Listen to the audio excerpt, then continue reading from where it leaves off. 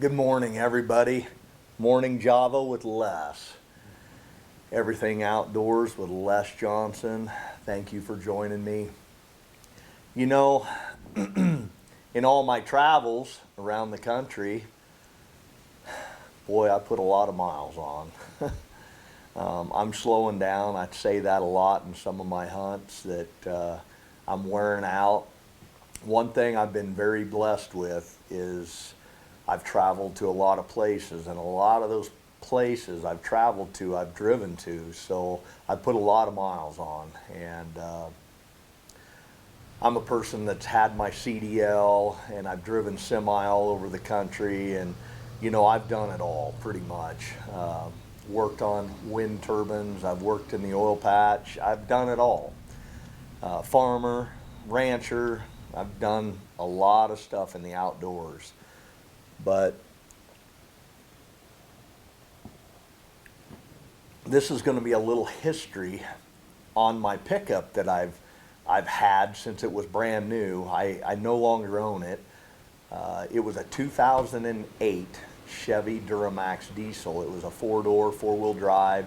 I believe it was an LTZ package. It had all the options: leather, heated seats. It never had nav or a sunroof, moonroof, but it would just every feature up to that point.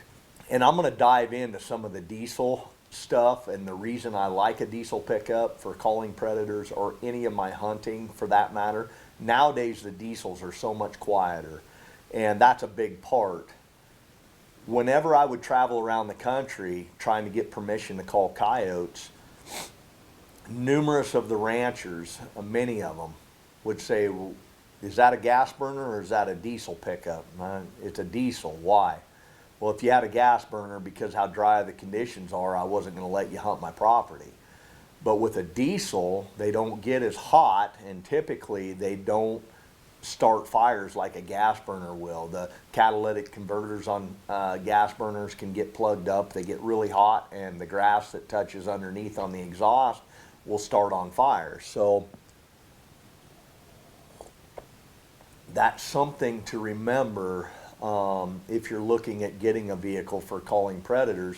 I like my diesel because it was quiet, and a lot of ranchers run diesels, and the coyotes around the country, they get used to that hum of a diesel versus a gas burner. And now the gas burners are so quiet you can't even hardly hear them run. So I'm sure a gas burner could be just as good or better. But owning a diesel, I loved it because I could let it idle. If it's really cold, I just let it idle or whatever. I was okay with that. But the story about my pickup was the fact that I bought it in 2008 and pretty much slowed down on driving it in 2015.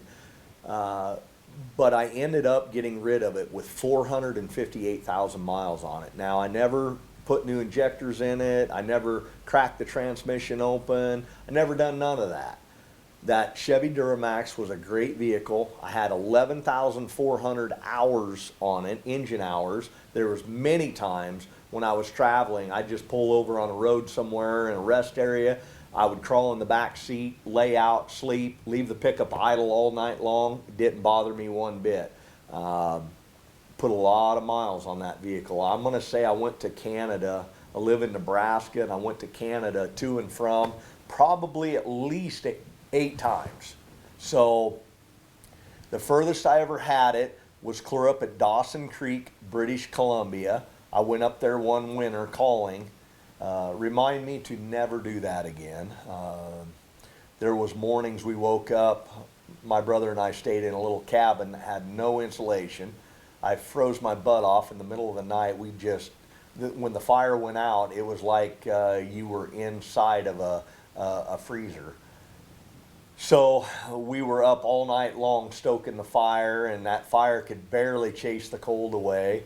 I'm sure the Canadian friends was laughing at us, but I believe there was a morning or two there when I woke up. It was 42 below zero, if I remember correctly. Very cold. Never had that pickup ever gel up on me, ever, ever. I traveled all over in the cold of winter, the dead of winter, 30 below zero. All I ever did was I put a diesel fuel additive in my diesel, and it was called diesel service, or a power service is what it was called, PS, power service. A white jug with a red cap called power service. Best stuff known to mankind, if you ask me. I would always, every time I filled up, even if I was getting treated diesel and it was cold, I put some power service in it.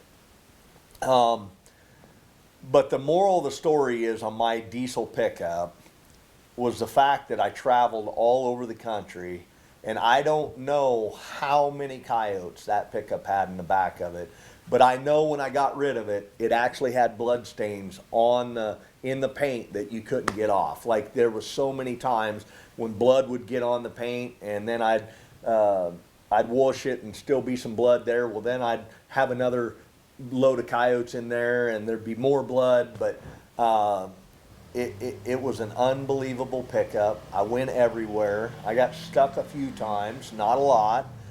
Had a lot of horsepower. It got great mileage, and it was quiet. That's what I loved about it, and it afforded me the opportunity to hunt on people's land because they liked the fact that it was a diesel. I would highly recommend one. I know one of the outfitters that drove me around the country while I was hunting and my brother was hunting. He actually ended up buying 2 of them because he loved them so much. After he drove mine, he was like, man, I got to have one of these. So 458,000 miles was when I got rid of it. I had my second injector go down. I had the first one go down probably 50 to 70,000 miles prior to that, and I kept running it, and then I pulled up to a stop sign one time and I could barely get going, and I knew another injector finally went down, and rather than putting the money into new injectors, I just got rid of it. I called it good. I said, adios, girl, you've treated me well. You've hauled some loads of coyotes for me. You've been great. I love you. It's time to go down the road. It's time for me to get another vehicle. And I stepped down. I got a 1996 Ford Ranger. So I hope you enjoy some of these pictures of the coyotes that are in back of this pickup. It meant a lot to me because it was fun traveling all over the country, putting coyotes in there. Being a 4-door, it had room to it, and there was pluses and minuses of everything that you own, but the huge plus was the fact that I got to hunt on places just because it was a diesel that ranchers would not have let me had it been a gas burner. So that's a little bit of the history on my Chevy Duramax, just kind of a little piece of the pie of Les Johnson.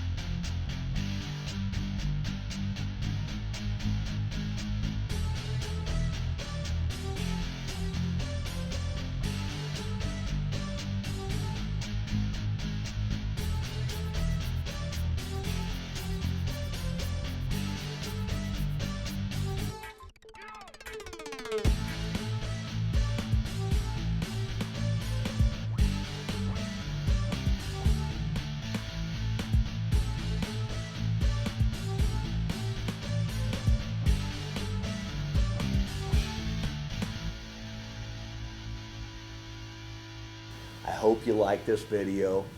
Please subscribe to my channel right down here and hit that little bell right beside the subscribe. That will notify you whenever I release a video. It'll go right to your inbox and tell you that I just released a new video. And please give me a thumbs up. I hope you do, and I hope you enjoy these little tidbits of some of my history. Might not be that exciting to some. Hopefully it's exciting to others.